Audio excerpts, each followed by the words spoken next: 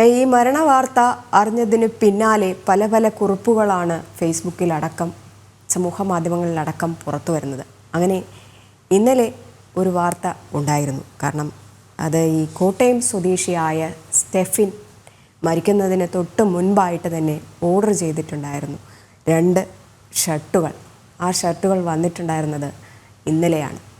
ഇന്നലെ സ്റ്റെഫിനെ മോർച്ചറിയിലേക്ക് മാറ്റുന്നതിന് മുൻപ്, അല്ലെങ്കിൽ സ്റ്റെഫിൻ്റെ ഭൗതികദേഹം കൊണ്ടുവരുന്നതിന് മുൻപ് ആ ഷർട്ടുകൾ ഏറ്റുവാങ്ങിയത് അച്ഛനായ പാപ്പനും ഈ ഷാജി ഒപ്പം ഭാര്യ മിനിയും തന്നെയായിരുന്നു. അവർ പറയുകയായിരുന്നു, അവസാന നാളിൽ ഈ ഷർട്ട് സ്റ്റെഫിനെ കൊടുക്കാൻ കഴിഞ്ഞല്ലോ എന്ന്. അതിട്ട് കാണാൻ തൻ്റെ മകൻ അല്ലെങ്കിൽ സ്റ്റെഫിന് ഇട്ട് കാണാൻ ആ പിതാക്കൾക്ക് അല്ലെങ്കിൽ മാതാവിനും പിതാവിനും കഴിഞ്ഞില്ല എന്നുള്ളൊരു ദുഃഖം കൂടെയാണ് ഇപ്പോൾ രേഖപ്പെടുത്തുന്നത്. അങ്ങനെ എത്ര ഓർമ്മകൾ, അതുപോലെ തന്നെ കുറിപ്പുകൾ ഈ അപകടത്തിന് ശേഷം വന്നുകൊണ്ടേയിരിക്കുന്നു. അതൊന്നും തന്നെ മാഞ്ഞു പോകില്ല, എല്ലാവരുടെ മനസ്സുകളിലും കാണും എന്ന് തന്നെയാണ് പറയേണ്ടത്. പിന്നെ കണ്ണൂരിലേക്കാണ് ഇനി പോകുന്നത്. കണ്ണൂരിലെ കുറുവ സ്വദേശിയായ അനീഷിൻ്റെ സംസ്കാരവും ഇന്ന് നടക്കുമെന്നാണ് വിവരങ്ങൾ. അവിടെ നിന്നും അർജുൻ ചേരുന്നുണ്ട്. അർജുൻ, ഇന്നലെ ധർമ്മടത്തെ കാഴ്ചകൾ നമ്മൾ കണ്ടതാണ്. കൈക്കുഞ്ഞിനെ ഒന്ന് നേരി കാണാൻ പോലും കഴിയാതെ വിടവാങ്ങുന്ന ദൃശ്യങ്ങൾ. ഇന്നിപ്പോൾ അനീഷ്, കുറുവ സ്വദേശിയായ അനീഷിൻ്റെ സംസ്കാര ചടങ്ങുകൾ എപ്പോഴാണ് നടക്കുക?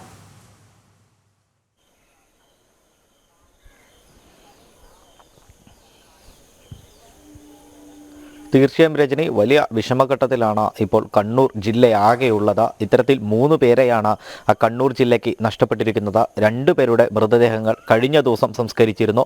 ഇന്ന് ഒരാളുടെ ഭൗതിക ശരീരം സംസ്കരിക്കുന്ന ഒരു സാഹചര്യം ഉണ്ടാകും. അനീഷിൻ്റെ ഭൗതിക ശരീരമാണ് ഇന്ന് സംസ്കരിക്കുക. ഇത്തരത്തിൽ വലിയ രീതിയിലുള്ള ഒരു ദുഃഖകരമായിട്ടുള്ള ഒരു കാര്യമാണ് ഇവിടെ നമുക്ക് പറയുവാനുള്ളത്. പൊതു ശ്മശാനത്തിലായിരിക്കും അനീഷിൻ്റെ മൃതദേഹം ഇന്ന് സംസ്കരിക്കുന്നുണ്ടാവുക. അതിനു മുൻപ് തന്നെ 8 മണിയോട് കൂടി ഇത്തരത്തിൽ അനീഷിന്റെ മൃതദേഹം ഈ പൊതുദർശനത്തിന് വെക്കും. ജനങ്ങൾക്ക് എല്ലാവർക്കും കാണുവാനുള്ള ഒരു സാഹചര്യം ഒരുക്കും. അനീഷിന്റെ സാഹചര്യം പറയുകയാണെങ്കിൽ 20 വർഷമായി കുവൈറ്റിൽ ജോലി ചെയ്യുന്ന വ്യക്തിയാണ് അനീഷ്. അത്തരത്തിൽ ജോലി ചെയ്തതിന് ശേഷം പിന്നീട് താൻ തിരിച്ചു വരികയാണ്. ഈ കഴിഞ്ഞ വർഷം ഇവിടെ എത്തിയിരുന്നു, തൻ്റെ സ്വന്തം നാട്ടിലെത്തിയിരുന്നു. അതിനുശേഷം ബന്ധുക്കളോട് പറഞ്ഞത് താൻ ഇനി നിർത്തുകയാണ്, ഇനി വീട്ടിലെത്തി ഈ നാട്ടുകാരുടെ കൂടെയൊക്കെ കൂടി ജീവിക്കുവാനാണ് തനിക്ക് ഇഷ്ടമെന്നായിരുന്നു അനീഷ് പറഞ്ഞിരുന്നത്. അങ്ങനെ അനീഷ് പോയതാണ്. ഇത്തരത്തിൽ കുവൈറ്റിൽ നിന്ന് തിരിച്ചു വരുവാൻ ഉദ്ദേശിച്ചതാണ്. ആ ഒരു സമയത്താണ് ഇത്തരത്തിലുള്ള ഒരു ദുരന്തം അനീഷിനെ തേടിയെത്തുന്നതും തീയുടെ രൂപത്തിൽ മരണം അനീഷിനെ കാർന്നെടുക്കുന്നതും. അത്തരത്തിൽ നേരത്തെ നമ്മൾ സൂചിപ്പിച്ചതുപോലെ തന്നെ മറ്റു ഇടങ്ങളിലെല്ലാം ഉള്ളതുപോലെ തന്നെ വലിയ രീതിയിൽ നാട്ടുകാരുടെയൊക്കെ കൂടെ എല്ലാത്തിനും ഇറങ്ങിത്തിരിച്ച് വലിയ രീതിയിൽ നാട്ടുകാരുടെ ഒപ്പം നടന്നിരുന്ന ഒരു വ്യക്തി കൂടിയാണ് അനീഷ് എന്ന് പറയുന്നത്.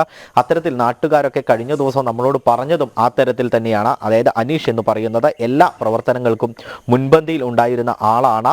ഈ കുവൈത്തിൽ പോകുന്നതിന് മുൻപ് ബസ് കണ്ടക്ടർ ആയിരുന്നു, അതായത് നാട്ടിലെ ബസ് കണ്ടക്ടർ ആയിരുന്നു അനീഷ്. അതുകൊണ്ട് തന്നെ വിവിധ ആളുകളുമായിട്ട് അദ്ദേഹത്തിന് പരിചയമുണ്ട്, എല്ലാവരുമായി പരിചയമുണ്ട്. അതുകൊണ്ട് തന്നെ വിവിധ മേഖലകളിൽ അദ്ദേഹം പോയിരുന്നു, വിവിധ പരിപാടികളിൽ പങ്കെടുത്തിരുന്നു. അത്തരത്തിൽ വലിയ ഒരു വിഷമഘട്ടത്തിലൂടെയാണ് ഈ നാട് കടന്നു പോകുന്നത്. നമുക്ക് അനീഷിൻ്റെ 2 മക്കളുണ്ട്, വിദ്യാർത്ഥികളാണ്. ഈ 2 മക്കൾക്ക് ഇനി എന്ത് ചെയ്യുമെന്നുള്ളതാണ് നാട്ടുകാരുടെ എല്ലാവരുടെയും ചോദ്യം, കുടുംബത്തിൻ്റെയും ചോദ്യം. മാത്രമല്ല, സ്വന്തമായി ഒരു വീട് കെട്ടിയിരുന്നു അനീഷ്. ആ ഒരു വീട്ടിൽ കൂടുതൽ നാൾ താമസിക്കാൻ പോലും അനീഷിന് സാധിച്ചില്ല എന്നുള്ളതാണ് ഏറ്റവും വിഷമകരമായിട്ടുള്ള ഒരു കാര്യം. കഴിഞ്ഞ ദിവസം സൂചിപ്പിച്ചതുപോലെ തന്നെ ഇത്തരത്തിൽ വിശ്വാസ് കൃഷ്ണയുടെ മകൻ, 3 വയസ്സുള്ള മകനാണ്, ദൈവികാണ് വിശ്വാസ് കൃഷ്ണയ്ക്ക് ചിത കൊളുത്തിയത്. അത്തരത്തിൽ വലിയ രീതിയിലുള്ള ഒരു വിഷമഘട്ടം. ഈ ചെറിയ കുട്ടി, സ്വന്തം അച്ഛനെ കാത്തിരുന്ന കുട്ടി, ഒന്നും അറിയാതിരുന്ന കുട്ടി, അത്തരത്തിൽ ഒരു കാര്യവിവരമോ അല്ലെങ്കിൽ ലോകവിവരമോ ഇല്ലാത്ത ഒരു കുട്ടി, 3 വയസ്സ് മാത്രമാണ്. അവരാണ് തൻ്റെ അച്ഛന് ചിത കൊളുത്തിയത്. അത്തരത്തിൽ വലിയ ദയനീയമായ ചില കാഴ്ചകളാണ് നമുക്ക് കഴിഞ്ഞ ദിവസം കാണിക്കാനുണ്ടായിരുന്നത്. അത്തരത്തിൽ തന്നെയാണ് ഇന്ന് രാവിലെയും ഇത്തരത്തിലുള്ള വിഷമകരമായിട്ടുള്ള വാർത്തകൾ തന്നെയാണ് നമുക്ക് പ്രേക്ഷകരോട് പങ്കുവയ്ക്കുവാനുള്ളത്. അനീഷിൻ്റെ കുടുംബവും വലിയ രീതിയിലുള്ള ഒരു വിഷമതയിലാണുള്ളത്. അല്പസമയത്തിനകം തന്നെ പയ്യാമ്പലത്ത് പൊതു ശ്മശാനത്തിൽ ഇത്തരത്തിൽ മൃതദേഹം പൊതുദർശനത്തിന് വെക്കുമെന്നാണ് നമുക്ക് മനസ്സിലാക്കാൻ കഴിയുന്നത്. കഴിഞ്ഞ ദിവസം തന്നെ വിശ്വാസ് കൃഷ്ണയുടെ അടക്കം വീടുകളിലേക്ക് നിരവധി നിരവധി പേരാണ് എത്തിയിരുന്നത്. അതായത് രാഷ്ട്രീയ നേതാക്കളടക്കം എത്തിയിരുന്നു. നിരവധി രാഷ്ട്രീയ നേതാക്കൾ അതുപോലെ സാംസ്കാരിക പ്രവർത്തകരടക്കം എത്തുന്ന ഒരു സാഹചര്യമുണ്ടായി. വത്സൻ തില്ലങ്കേരി അടക്കമടങ്ങുന്ന നേതാക്കൾ അവിടേക്ക് എത്തുന്ന ഒരു സാഹചര്യമുണ്ടായി.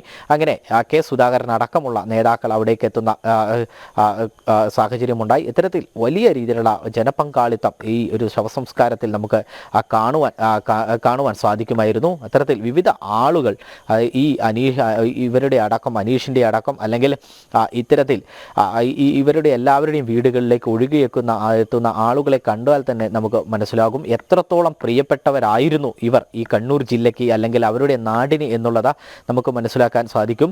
മാത്രമല്ല സ്വന്തം കുടുംബത്തെ കെട്ടിപ്പടുക്കുവാൻ വേണ്ടി, സ്വന്തം കുടുംബത്തിലേക്ക് ഒരു നേരത്തെ ആഹാരത്തിന് വേണ്ടി പോകുന്നവരാണ്, ഈ കുവൈത്തിലേക്ക് പോകുന്നവരാണ് ഇത്തരത്തിൽ വെന്ത് മരിച്ച് സ്വന്തം വീടുകളിലേക്ക് എത്തുന്നത്. നിരവധി പേർ, നേരത്തെ രജനി സൂചിപ്പിച്ചതുപോലെ തന്നെ വീടുണ്ടാക്കി പകുതിയായി വെച്ചവരുണ്ട്. കഴിഞ്ഞ ദിവസം തന്നെ നിതിൻ, ഇവിടെ മരണപ്പെട്ട പെരുങ്കോം സ്വദേശിയായ നിതിൻ അത്തരത്തിൽ വീട് കെട്ടുവാൻ വേണ്ടി തറ കെട്ടിയിട്ടതിന് ശേഷമാണ് ഇത്തരത്തിൽ വീണ്ടും കുവൈത്തിലേക്ക് പോയത്. ആ ഒരു സമയത്ത് പിന്നീട് നിതിന് തിരിച്ചെത്താൻ കഴിഞ്ഞില്ല. അതിനു മുൻപ് തന്നെ നിതിൻ മരണപ്പെട്ട വാർത്തയാണ് നമുക്ക് വീട്ടുകാർക്ക് അറിയാൻ കഴിഞ്ഞത്. അത്തരത്തിൽ ഒരു വീടുണ്ടാക്കുക എന്നുള്ള ഒരു സ്വപ്നം പോലും പൂവണിയാതെയാണ് നിതിൻ യാത്രയായിട്ടുള്ളത്. എന്നിരുന്നാൽ തന്നെയും അനീഷിൻ്റെ മൃതദേഹം ഏകദേശം ഒരു 10 മണി 10:30 സംസ്കരിക്കുമെന്നാണ് നമുക്ക് മനസ്സിലാക്കാൻ കഴിയുന്നത്. രജനി.